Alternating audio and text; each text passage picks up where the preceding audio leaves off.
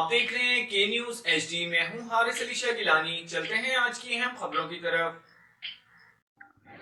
سرکاری ملازمین کے لیے خوشخبری۔ وفاقی حکومت نے سرکاری ملازمین کو خوشخبری سنا دی۔ عید الفطر سے قبل وفاق سرکاری ملازمین کو تنخواہیں پینشن جاری کرنے کا فیصلہ کر لیا گیا۔ تفصیلات کے مطابق وفاقی حکومت نے فیصلہ کیا ہے کہ وفاقی ملازمین کی تنخواہوں اور پینشن عید الفطر سے قبل ادا کی جائیں گی۔ اس حوالے سے وفاقی حکومت نے نوٹیفیکیشن بھی جاری کر دیا۔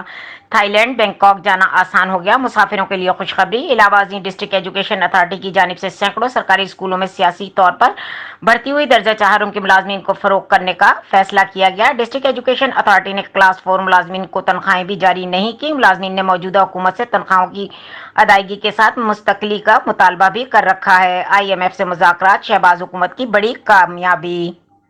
مزید خبروں اور اپڈیٹس کے لیے ہمارے ساتھ رہیے گا، تب تک کے لیے اپنا خیال رکھیے گا۔ اللہ حافظ۔